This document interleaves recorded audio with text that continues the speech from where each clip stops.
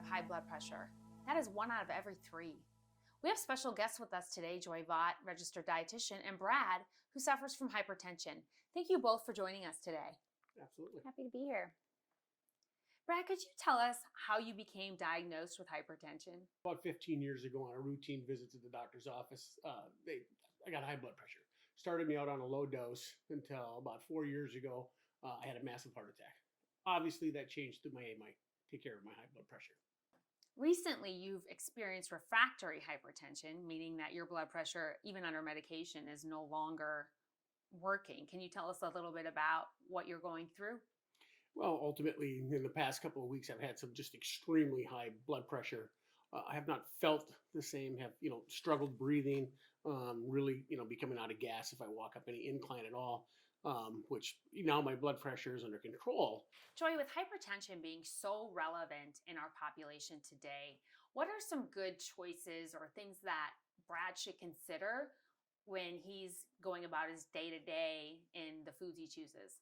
Yeah, well, I love that you already mentioned decreasing your sodium intake.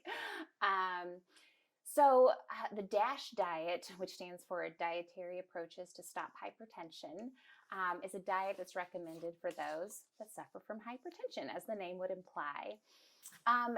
It's decreasing sodium, decreasing fat in your diet. It's great that you're under care of a physician who is making sure that your medication is correct. That's step number one. Your diet can help with all of the chronic symptoms of hypertension. It's not going to change overnight. So it's not, you decrease your fat and your salt intake, and then tomorrow you're going to see a drastic difference. It does take a little bit of time, but so many people have had success with altering their diet and it really helping out with their blood pressure. So some of the things that you can do, like you already mentioned, is decreasing your sodium intake. And so the D.A.S.H diet recommends 2,300 milligrams of sodium per day. On the more extreme side of things, they recommend 1,500 milligrams, but starting out at the 2,300 milligrams. And so part of that is, paying attention to that, reading food labels. There's a lot of sodium in foods that you really just wouldn't even consider. Twizzlers have sodium in them. Foods that you think are a sugary snack have sodium in them. And really starting out slowly. So if you're going from eating, whatever diet you're used to the next day, all of a sudden making all these drastic changes, is that really attainable? Let's start off slowly and let's make attainable changes. So maybe the first week you look at lowering your sodium intake. The next week you look at lowering your fat intake.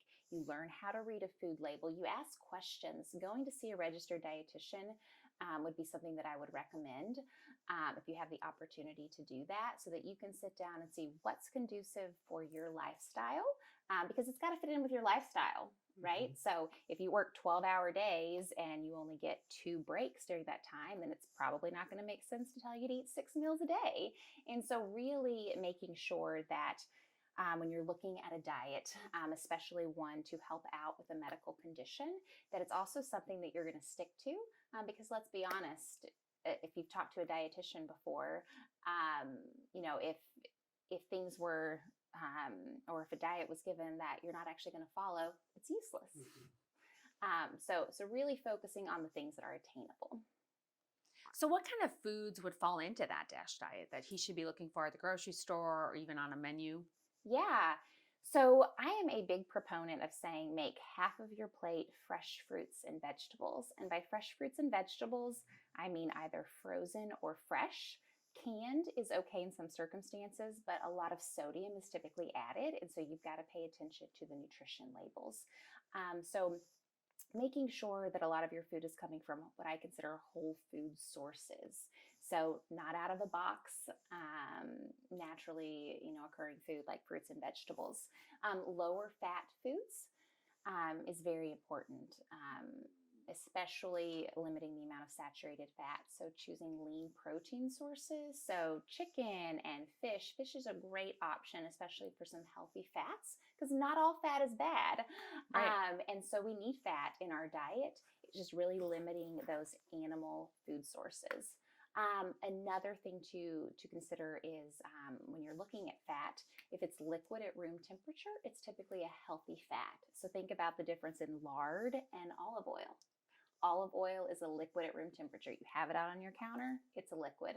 Lard is a solid at room temperature.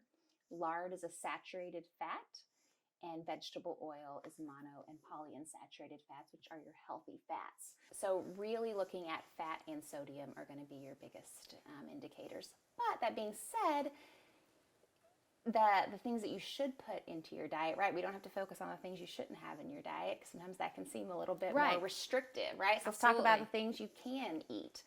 So complex carbohydrates, whole grains, pastas that have some whole grains, and it's not all or nothing. So let's say you typically eat white pasta. Well, maybe do 50-50, right? Make half of your portion white pasta and half a whole grain, and slowly transition to that.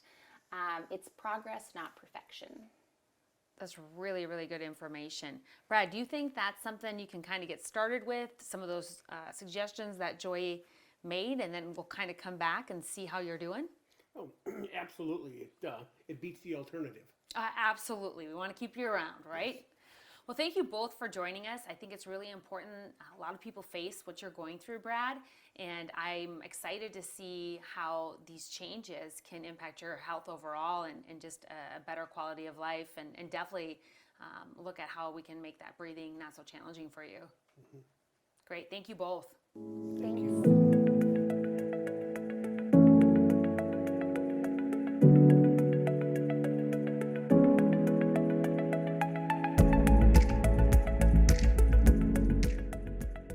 For more health and wellness videos like this, subscribe to our YouTube channel at DME Supply USA and visit DMESupplyUSA.com for all of your durable medical equipment needs.